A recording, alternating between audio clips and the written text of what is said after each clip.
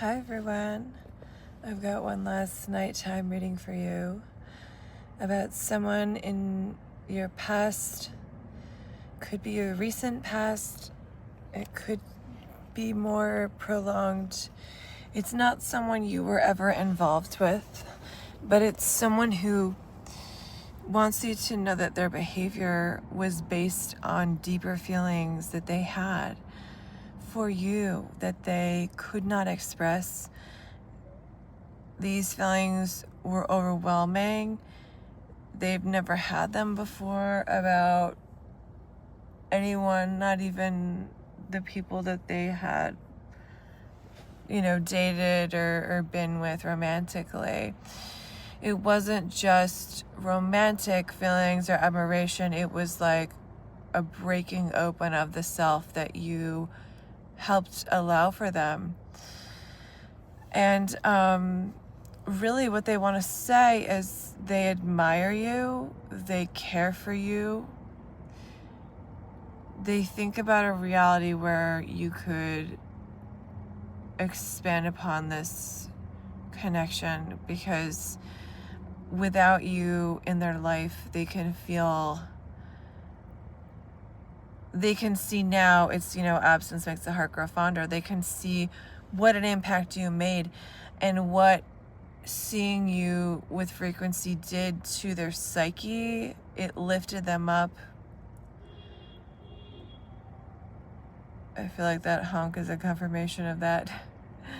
And you brought a lot of joy, and when you left, you took some light with you, but being in the dark has been useful for them to look at their own behavior, to look at why they may have pushed you away, because there was maybe a deeper fear of some of the innate chemistry, and maybe you both were in other relationships or other situations that you felt tied to, and maybe you both were the kinds of people that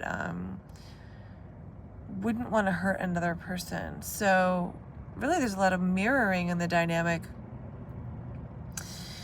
And I think that rather than focusing on whether this is going to work out and whether you're going to be together, and just know that they did think of you in that way. They did wonder about you, if you felt that way too, if you could tell that they were in awe of you and perhaps would have liked to pursue something romantically, but really the romantic side, it would just be an expansion of the deeper connection that was already happening. I'm seeing like a chicken.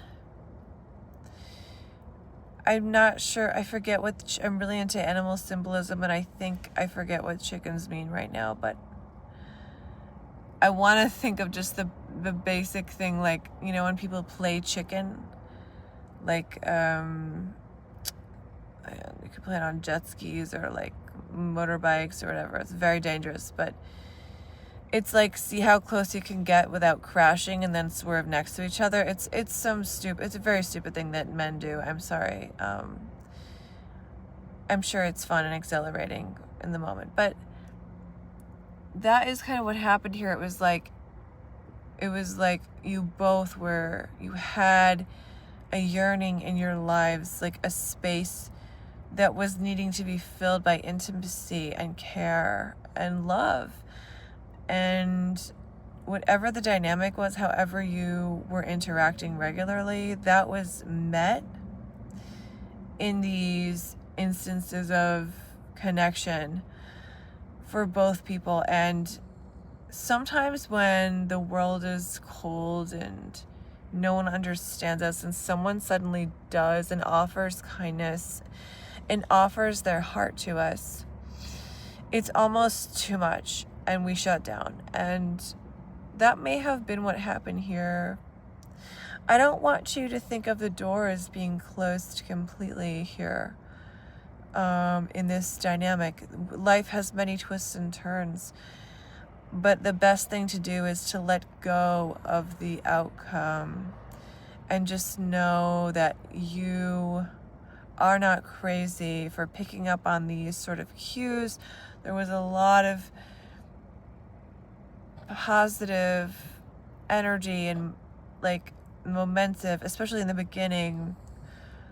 This person felt like they dreamt of you and then you appeared. There's a lot of, I'm seeing the sign Aquarius and like community. There's a lot about like individuality that was like nurtured for both people.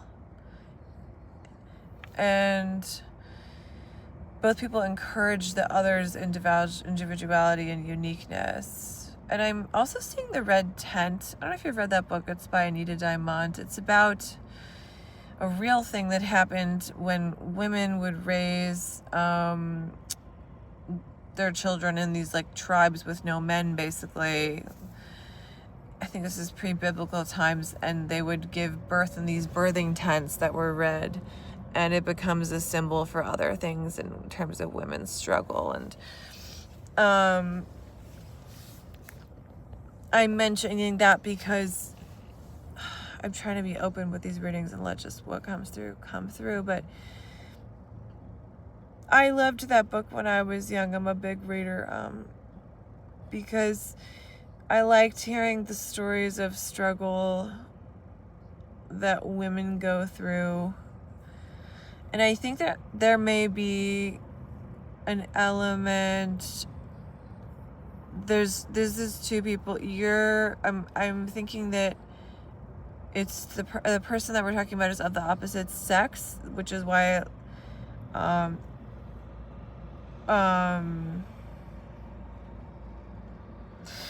like I'm not against, obviously I have nothing against homosexual relationships. I think that's wonderful, but this is specifically for a man and a woman, and I'd love to tap into some other energies in another reading that are less this way. But I'm just getting a real strong like masculine, feminine, like literal genetic, not that like I am so pro trans rights and I want people to do whatever they want, but this is just the dynamic is about the red tent, because it's the red tent, the women are left alone and the men go off.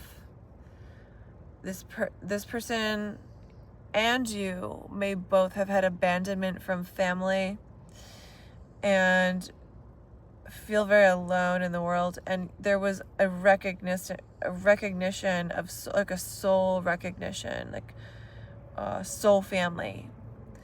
And I wouldn't discount that something down the line could change, and I would allow it to fate and kismet. My favorite episode of The Twilight Zone is this couple that they find out there's a fortune-telling jukebox that is very accurate, and they keep going back to get more information. At first it's gambling and small things, but then it's real life matters, like what is the meaning of life? And this man becomes obsessed with it, and his wife has to help him realize that we can only, we're not going to get answers from the jukebox beyond, similar to the Sphinx, the pyramid that has riddles for us. The Sphinx asks us riddles that make us think about our own psychology, but it doesn't answer for us. And that is what happened here again in this dynamic. You both set up some riddles for each other. You both you were like Sphinx-like in each other's, I don't know if you know about the Sphinx. It's like a sort of like a part animal, part pyramid guardian. Or, it's an animal that guards the pyramid. Anyway, whatever. And it gives riddles. And I'm seeing this riddle as being one of acceptance of the fact that sometimes we do connect deeply, we must move on and let go. And that is the greater, deeper learning here for both people to heal.